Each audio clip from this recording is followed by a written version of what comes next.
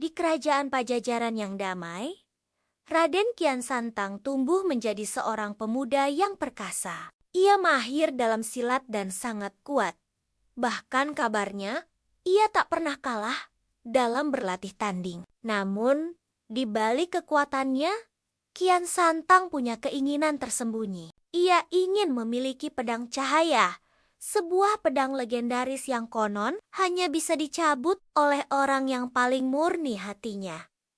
Pedang itu tertancap kuat di sebuah batu besar di tengah hutan terlarang. Banyak kesatria hebat sudah mencoba, tapi tak ada satupun yang berhasil menggeser pedang itu seinci pun. Kian Santang pun penasaran dan diam-diam pergi ke hutan. "Aku pasti bisa," gumamnya penuh semangat. Saat ia tiba, Kian Santang melihat pedang itu bersinar samar. Ia mengerahkan seluruh tenaganya. Otot-ototnya menegang, kakinya menancap kuat ke tanah.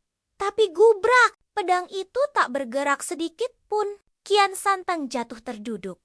Napasnya terengah-engah. Ia heran. "Mengapa aku tidak bisa?" Seorang kakek tua muncul dari balik pohon.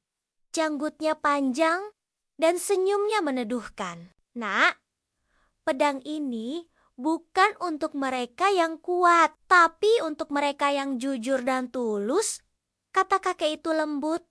Kian Santang bingung. Maksud kakek? Kakek itu menunjuk ke sebuah desa kecil di dekat hutan. "Lihatlah, desa itu. Mereka sedang kesulitan air. Jika kamu ingin menemukan kekuatan sejati, bantulah mereka tanpa mengharapkan balasan apapun." Kian Santang pun meninggalkan pedang cahaya. Ia pergi ke desa, membawa ember-ember besar dan membantu menggali sumur. Ia mengangkut air dari sungai jauh, menyiram tanaman kering, dan menghibur anak-anak yang sedih. Ia bekerja keras siang dan malam, melupakan keinginannya akan pedang cahaya.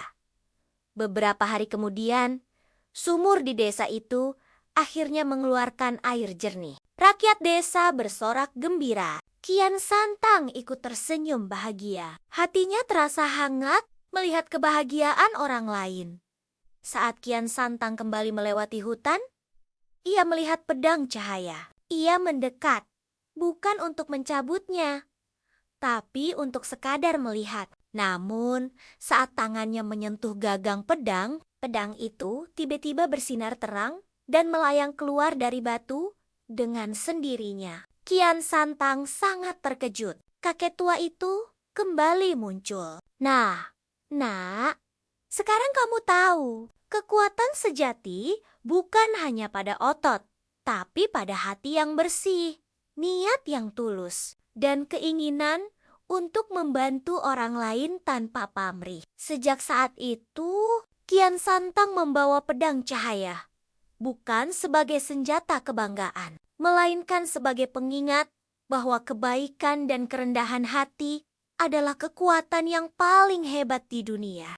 Wallahu alam bisawab.